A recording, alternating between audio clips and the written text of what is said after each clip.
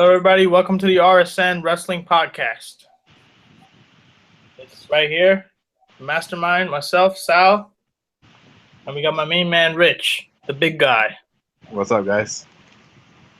What's up, everybody? This is an impromptu shoot edition of the podcast, of the RSN Wrestling Podcast, should I say. Basically, today we're talking about, of course, the CWC and the aftermath of it. Today is, 2016. The day after, or the week after, the week's Raw after many about the cruiserweights coming to Raw. Basically, the cruiserweights are coming. Back in the day when, what's his name? Who was the guy that ran to warn us of the British? I forgot his name, but I know who you're talking about. Yeah, the guy that said the British are coming. The British are coming. Basically, it's the same kind of deal. The cruiserweights are coming.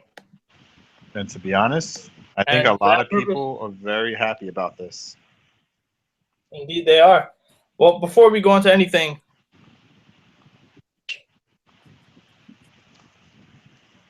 I think you should tell the fans what time it is, and then we tell them what happens.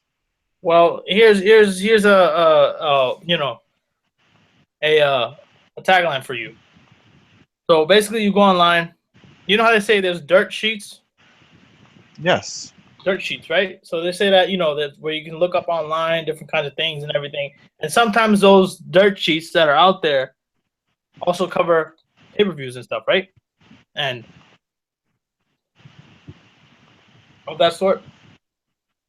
Yes, I know. Right? Yeah. Oh wait, is this place that you're talking about that is way better than the dirt sheets? Does this place happen to give you a live, well, not a live, but a segment by segment coverage of shows such as Raw, SmackDown, TNA, ROH, NXT? Yes. You know what I'm talking about. So there's this one site that's out there that does play-by-play commentary and full review of whatever show they're doing. And by the way, they do all kinds of promotions. It's not just the main big leagues like WWE, TNA, and ROH. Some other companies too. They also give you the little guys. Indeed. They give you the West Coast Wrestling. They give you AML. And recently they had an interview with Dynamo Pro Wrestling's eat the dirty what, right? Dirty. I forgot his name, but he's a very, very popular wrestler in the company. Yep, and basically he's one of the top guys. And basically this guy Nick, as we know him, Nick Lopez, a very famous guy on the internet. He also, not only does he give you now wrestling, he also covers 80s, 90s, early 2000s. Yes. And what's the site's link name? It's 3 letters. 3 letters. Well, I know one. It's P. W. And O. Pro Wrestling Opinion. So that site, folks, ProWrestlingOpinion.com for your up-to-date live coverage. Not live, but like play-by-play coverage. He goes into depth with it. He's a fantastic person that goes ahead and goes into depth with it. If you're a wrestling fan and you really enjoy wrestling, you obviously want to check him out. He's pretty interesting in the way that he describes stuff, and he does it very, very clearly. I've always been the classic example of me watching Lucha. Open up Lucha, it's always there. And there's also a tagline, I believe, right, Rich? Is it that time? It's that time indeed. Reading is fundamental. Reading about wrestling puts you over. You hear that, folks? Who wouldn't want to read? Who wouldn't want to go to PWO, Pro Wrestling Opinion, to see live, up-to-date news coverage? But at the moment, he's kind of, Nick is kind of behind his stuff, but still, he's trying to get there. So join him in his chronicle journey. He has personal matters to take care of, which is more important than this. Indeed. And also, it's always, it's also good to watch those previous programs and see his analysis of it. But slowly but surely, he's gonna get back there. Oh, not only does he just cover other shows, you could also see past episodes of us on it. Indeed, he's also featuring our podcast, RSN Wrestling Podcast. We have it on there also, and also we have it on here on YouTube. But be sure to check that out also. But moving on, we got this topic, the CWC. Last Wednesday, should I say, after NXT, the 2-hour live finale came. What are your thoughts about the whole thing, Rich? I thought it was amazing. I thought it was amazing and unexpected. I mean, I never thought in a million years that TJ Perkins would win the whole damn thing. Well, not only that, it was just amazing because look at the competitors. It was a stacked card. As everyone knows, yep. My two favorites were Zack Sabre Jr. and Cedric Alexander. And I'm sure everybody's also, yeah. Just besides the fact I love Cedric, I think it was amazing that he lost 22 pounds to be in this competition. And that's still a phenomenal feat. I mean, it's not easy to lose 22 pounds. Believe me, guys, I'm a personal trainer, and I'm working with clients. Believe me, it's not easy to lose 22 pounds just like that. It takes a lot of hard work and dedication. So to see him there is kind of interesting. But he got taken out eventually. But you saw that famous segment where Triple H comes out, gives that nod of appreciation and a thumbs up saying, okay, while the crowd is chanting, please sign him. Please sign Cedric. Please sign Cedric. And then as you all saw, Triple H came out, gave like a little head nod and a wink. Yep. And boom, what happens the next day? He's doing dark matches and full shows. And as of tonight, his first official match, I believe. And also for many cruiserweights. So there's I think about 7 cruiserweights that are going to be there. Of course, TJ Perkins, the new champ. There's going to be Gran Metalik. There's also Kota. I think Kota Ibushi is going to be there too. Jack Gallagher. Well, Kota's going to be there, but I don't think he's competing. They said. Well, that's kind of surreal. You have Kota Ibushi, one of the top superstars in NJPW, fighting on Raw, live program of Raw. And you also have the Brian Kendrick coming back on Raw, mind you. So that's a pretty big deal too. But I mean, speaking about, so before we get to tonight, which is basically their debuts, the first time where the CWC will now be debuts of 2 people, because you have Tajiri and Brian coming back. Yeah, indeed, and plus a lot more people that maybe in the next few weeks. But let me ask you this: let's break it down. So it was basically the top 4. Top 4 was Gran Metalik, TJ Perkins, Kota Ibushi, and I believe it was Zack Sabre Jr. Yes. Zack Sabre Jr. faced Gran Metalik. Which I was very disappointed in that loss. It was kind of disappointing, but at the same time, if you also think about it, if you put Sabre in the finals against Perkins, you knew Zack was going to win. I mean, it would have been one of a story, to see that, TJ Perkins still would come out after that, but it would be kind of disappointing to see that Zack Sabre Jr. was put over like that. It's kind of like you build one guy and then put one guy down. That's kind of messed up. So I think it was a smart move by them to put Gran Metalik versus TJ Perkins, because if you think about it, Kota Ibushi is established everywhere. Zack Sabre Jr. is everywhere but America. Everywhere but America, indeed. But they have some kind of presence, and let's change the perspective now. If you look at society now, if you look at the wrestling community now, when we look at an indie wrestler, when we say, they're only famous around the world, but not in America, that's actually false. Because in reality, people don't know that America loves international wrestling. Yeah, and that's the thing. That's also another big point that you made. We're more of we watch basically every kind of wrestling. We're the consumer. We watch every single piece of wrestling. Doesn't matter where it's from. We're the vanilla internet marks. We are the vanilla internet marks, as said by one famous booker whose name is not going to be said. Whose name won't be said. Indeed, we should go. We should go without saying someone's name. There's about 3 names that we shouldn't say. We shouldn't at all. And matter of fact, let's stick to it. But let me. I'm for it. Yep, that's right. We should. Those names. Let's make a vow not to do it. Let's see how long we can last. How many shows? Indeed, we'll see. But nonetheless, let me ask you this: what do you feel about the cruiserweight title? Basically, what happened was the finale happened. I'm happy that he came back though, because I've been waiting so long for the cruiserweights. Yeah, I mean, the thing about this is surreal too. The cruiserweight title was retired when Chavo Guerrero got pinned by a midget. All due respect to Hornswoggle, who is a phenomenal performer who can entertain, but we could see on the independent scene. You had where you can see on the independent scene, and it was doing pretty good for himself. I mean, for himself and his family. So props to him. But you had basically this kind of situation where it was basically like a comedic stunt. And how long in 2007, has it been gone for? Almost 10 years, right? It's been gone. Almost 10 years. 10 years. 10 years exactly. 2007 was the last time we saw the cruiserweight title, and then it was silently retired, which is kind of messed up. I mean, you kind of saw this kind of rising in the 90s, and then it went down from there. In 2007, Chavo Guerrero, one of the biggest heavyweights, got pinned by a midget just for the belt. And then that basically just said, okay, a midget is now your cruiserweight champ. And that came to a point where it was like, okay, let's cut the switch. And now you see this. That's kind of surreal, right? What do you feel about that? It was just long overdue. Long overdue indeed. And it's kind of surreal to see that now we have an indie guy, another indie guy, as Wait, repeat that one more time. What kind of guy? An indie guy. Indie.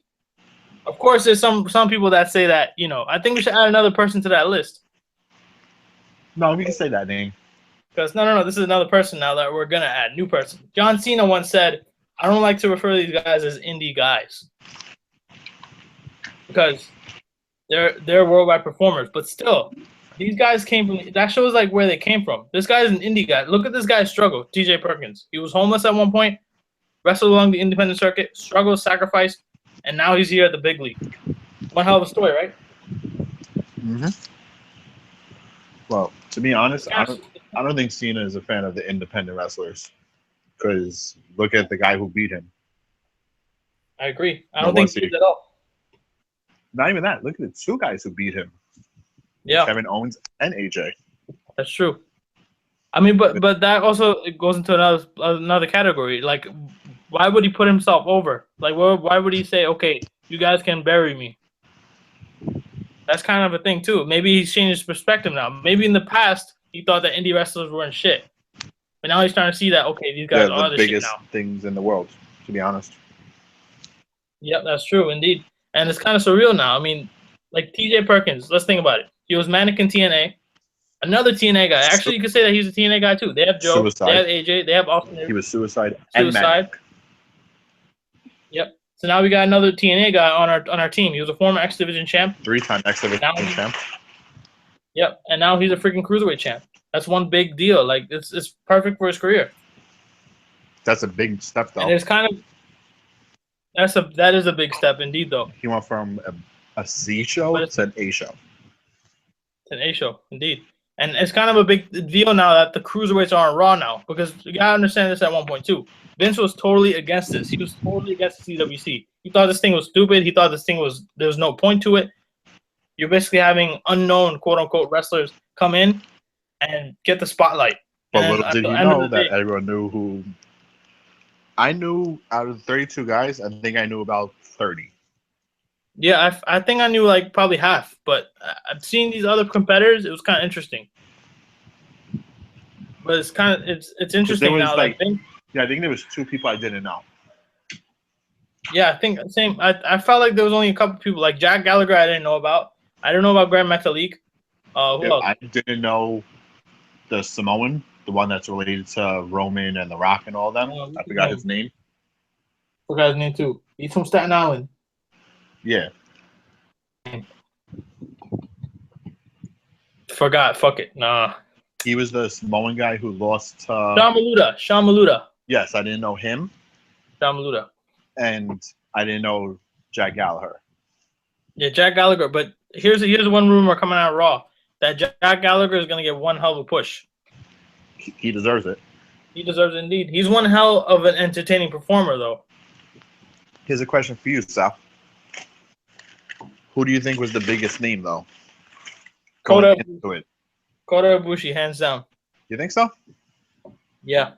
I put him over Zack Sabre Jr. I mean, Zack Sabre Jr. I think was just the company's guy. You know how like the WWE has a favorite? Yeah. The look and whatever. Zack Sabre Jr. had the look. Well, we could all Kota Ibushi had we could all say one thing though. Me and you could both agree on this. If Will Ospreay was in this or Ricochet, they hands down would have won it. Either one of those two, they definitely would have won it. Oh man, they definitely would have. It would have been the end of the whole thing. Like seriously, Imagine that's if that was the finals. Though, but because that basically is a cruiserweight contest right there. That's basically the point where you're seeing two cruiserweights go at it. You saw the match, and I think at the battle of the junior heavyweights. Right. You saw that match? Yeah, I seen it. It was amazing. Yeah. But remember that match killed wrestling. Supposedly, yeah, but according to Vader and a whole bunch of other old timers who said that that's no longer there now. 400-pound guy. Vader, 400-pound guy. What does he know about athletic stuff? Yep. Okay, he did a moonsault. Ooh, so what? I mean, that's pretty impressive. He did a moonsault at 400 pounds almost. Yeah. It's kind of like you got to think about this. Back in the day, a headlock sitting in there for 20 minutes worked. But now in this age, if someone does a headlock for 40 minutes, you know what people are going to do? They're going to go out and get a break. They're going to go ahead and go find something to eat. They're going to go ahead and go to they're going to say that's their piss break. Yeah, it's a piss break basically. Do you really want your match to be that? It's kind of stupid. And all these old timers just say, "Oh, that's basically how it is. That's how the wrestling business has been." Well, really now is the future. This is a different time. Now it's completely different. Now it's totally different. Yep. It's a different time. It's a different style now. Now people look at this and they go, okay. Look at the Divas back in the early wrestling. What was their match? Really nothing, right? Now look at the women wrestling. Yep. How amazing are their matches? Yep. It is, and they sometimes topple the male dominated card. Me and you always bring this match up. Look at Sasha versus Bayley. Classic. Look at the triple threat match at WrestleMania. It was a great match up until the ending. Yeah, great spots though for that match. Sasha diving over the ropes, Charlotte doing the moonsault, Sasha doing the frog splash. Yep. It's still interesting how now, this whole, if you think about it, back then, divas were seen as low, but now they're like the high, they're like the biggest, the biggest thing. UFC has mostly men fighting, right? But ever since they started having Ronda Rousey get in the ring and any of the other women like Holly Holm and all that, I looked at a UFC card. Which match would they put over? At least every other UFC event. Which match would they say was better than compared to the men? It would always be the women, right? That, and now you have the light people. Yep. People who are the lightweights and all that. Yep. Where back then it was a joke, but now you see it as actually going off a different direction now. Because in your personal opinion, would you rather see a fast-paced match or a slow-paced match? I'd go for the fast-paced. I mean, but here's another thing too. I think these old timers are right in a way too, because it depends. I think because if you have let's say two heavyweights, right? Two heavyweights going at it, and they're going at it doing all these high spots and everything, and at the same time they're going at a fast pace. Do you think they're gonna keep doing that night in and night out? If they tell them, okay, you did a fantastic match tonight, now you gotta do this for next week on live shows and pay-per-views and all that until WrestleMania. They're not going to do it. Yeah, because I think that's the major concern is what about the injuries? Because if you think about it, look at this past year with all the injuries. Where have they mostly been from? High spots. Yeah, high spots and people fighting fast pace. Stone Cold once said this. He said that the reason why people are getting injured and this whole trend of injuries is because people keep fighting fast-paced matches and taking crazy bumps. And that's kind of true in a way. And it also doesn't Because help that they do Raw on Monday, and then everyone who's on Raw has the house shows. yeah, So I think it's scheduling too. But like for example, look at the CWC where they had all these spots. Like, and if you pay attention, were all these spots just in the ring? no, Like for example, let's say a bump. Like they took a bump in the ring, right? Yeah, That was casual. perfect Okay, example. whatever. Ciampa and Gargano. Yeah. Yeah. Gargano hit a Michinoku driver on the apron. And what was Morrow and Daniel Bryan's reaction? When you're training, they tell you the hardest part of the ring is the apron. So try to avoid doing moves on the apron. Right. That's true. And that's the thing with the apron. Like they did, like for example, just like you said, in the apron, they're doing it on the ring, they're doing it on the sidelines, they're doing it everywhere, everything. For example, with Zack Sabre Jr. and I think it was and I think Akira Tozawa. I think it was Akira Tozawa and somebody. They were something like that. And like what happened was I think they were doing like I think somebody was doing a knee bar, and then they rolled out of the ring, and somehow I think Zack Sabre Jr. landed the wrong way, and he legitimately got injured. But he still competed. He still competed and still went through. And that's the thing with these superstars, with these these indie stars. Balls, they have a lot of guts to do this stuff. They don't care. They don't give it. Yeah, they don't give a damn. They'll just do whatever, But that's interesting, right? Mm-hmm. But like, if you see, they're used to jumping from the ropes into the crowd, literally, because instead of doing a regular plancha, they do a super plancha where they launch off the ropes into their opponent who's in the crowd in the first 2-3 rows. It's kind of like what you saw in ECW. RVD and Jerry Lynn and Sabu did that shit every fucking night. Every time. And I mean, they have injuries, of course, but still, it was their careers are legendary for that. And I think like if you also got to think about this with the CWC. Why would they create the CWC? Because think about this: they have Lucha Underground that's competing with them. They have all the other indies competing with them.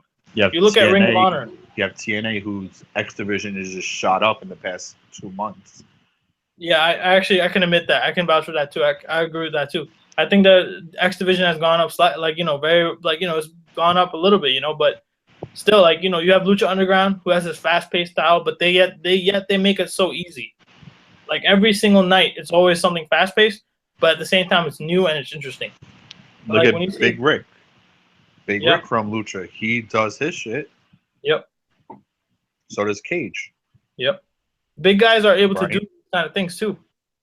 Brian F. and Cage is amazing. Yep, I agree. He's probably one of the best right now, and I don't know why WWE isn't recruiting him. Because they feel they think he's gonna be like Ryback. Yeah. Where he's gonna hurt everyone. Maybe he's too stiff. Probably that's why. But like, let's say, think about this too. What do you call it? And what's his name? Also in PWG, and also in ROH, ACH. Wait, here's a question for you, Sal. Yeah. Does PWO cover Pro Wrestling Guerrilla? I believe so. Yeah. Right. What else can you find on that website? Well, they got all kinds. I know they got so much talent to the point where you can't even name it. That's what I know.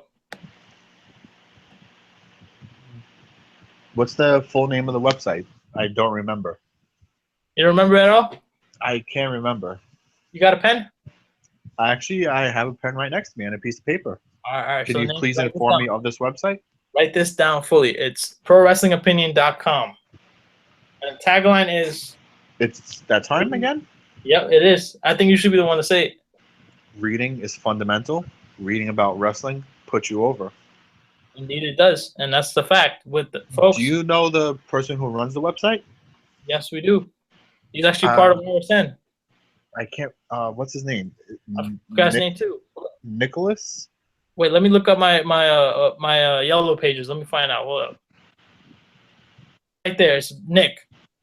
And big. And I see right there, PWO. Everything is all Nick. Nick Lopez. Nick Lopez, indeed. It's Nick. It's Nick. Holy shit. Nick and that's Lopez. The thing. Nick Lopez, indeed. And that's the thing with and PWO. You get to see it. You basically get a full. And like we said this in the last episode also.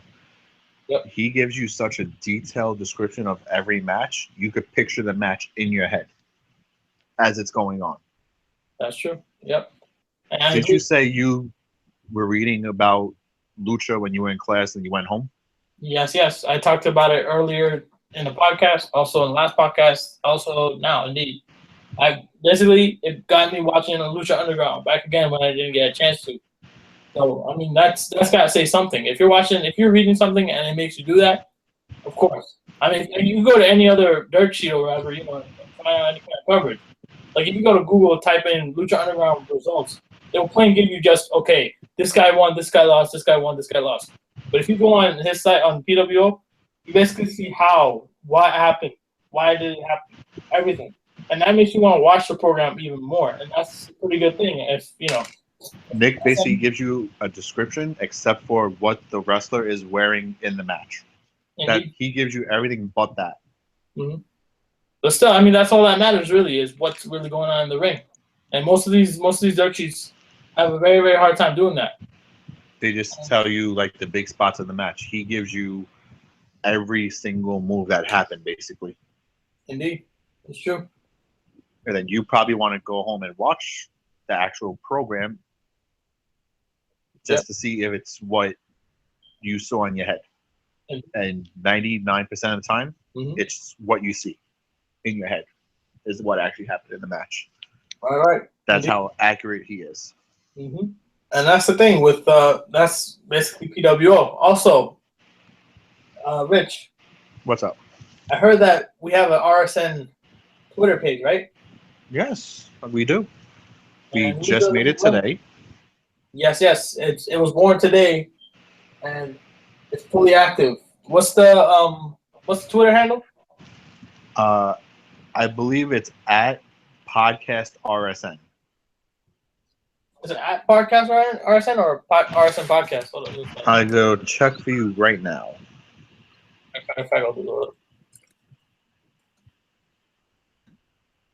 It is RSN Podcast. Sorry, you were right. RSN Podcast, I believe, yeah. RSN Podcast. So, ladies and gentlemen, we recently launched a Twitter page. Be sure to check it out. There's actually 2 followers. I mean, if anything, please give us some support for that. It's a great opportunity for us to get in contact with our wrestling. It would be great if we could actually get real wrestlers and everyone following us. That will help us out a lot. Indeed, we just need some feedback from you guys, and of course with YouTube. Of course, not everybody has a YouTube account. Not everybody's gonna be able to comment. Not everybody's gonna get that opportunity. We got Facebook, but there's a lot of support there. But we also want to get in contact with our wrestling base, so that's why we created this Twitter page. And for all we know, if we actually get a wrestler following us and we actually communicate with them, we could have a surprise guest one time. Who knows? It could be possible. You never know. We've had Jake Durden come on. What's the possibility of another star coming on? You never know. It can happen. Anything can happen with the world of Twitter. Anything can happen with the world of RSN Wrestling Podcast also. And Twitter. Twitter helped out a lot too. Twitter indeed. Also, it's true. Anyway. As everyone knows, Facebook it's not the real person running the Facebook page. Twitter, it's the actual person running their own account. Yep. And also be sure to watch a Raw. Maybe you might see us on Raw, maybe doing something. You never know. We might be up there doing it. You never know. So be sure to check that out also. Well, next year for SummerSlam, I want to get all 3 of us to try and go to one of the events. Definitely. We got to check it out. We'll see. But, again. From what I'm hearing, Triple H is trying to get TakeOver to be at MSG. That'd be big. That'd be a big deal. So it'll be Saturday, MSG. Sunday and Monday, Barclays Center. That'd be dope. That would be big. But, that would definitely be big. But nonetheless, also, Rich is the big guy, the man that has all the rumors up to date. So be sure to check that out also. Also, we might have some memes updating, all that stuff, like all that good stuff. So just to break it down for everyone, for all our fans, Nick runs Pro Wrestling Opinion, the website, which is the best segment by segment website for wrestling fans. Indeed. Sal runs everything that has to do with posting the podcast online. He runs he co-runs the Facebook page. I also co-run the page too. Yep. And I am going to be running the Twitter account and Facebook. Indeed. So we basically all of us now are a big part of the account RSN, as we already were. We just have bigger and better things now. Indeed, that's true, and that's the thing with that's the thing. This is our this is also our way of our fan base and everybody else. We really appreciate if you guys could follow. Also follow us on Google Plus, YouTube, all of our other social media outlets. We also appreciate that you guys have been with us for over a year now. Indeed, and we're gonna keep on going. And also stay tuned. End of this year, December. Watch out for the RSN Wrestling Year in Review. We're doing the award show again. I forgot. Indeed, we are. We're doing another award show, I guess, and also. But I think we're going to be doing it different this year. We have to talk about it, all three of us. Yep, and definitely we got to do something. It's still in the works, but still there's more stuff. Definitely look up for more shoots. You definitely will be seeing more pay-per-view. Well, the shoots stuff going on. The shoots we can do randomly whenever. Yeah, that's also going to be impromptu. So be sure to check out our social media. Because I'm not going to lie to you fans. Me and Sal usually decide the day of to do a shoot. Yep. I just write to him like, "Hey, shoot tonight." Yep. But we're gonna do it slowly. We're gonna find a way to let you guys know, so that way you guys can join in the conversation. Yeah, we kind of have to do that in advance now to get the fans' attention to do it. Indeed. But still, this is just a way for us to, connect more with you. We're growing. We hope you see us grow, and we hope you give us, your support. And we'll see you guys out from there. This is the RSN Wrestling Podcast.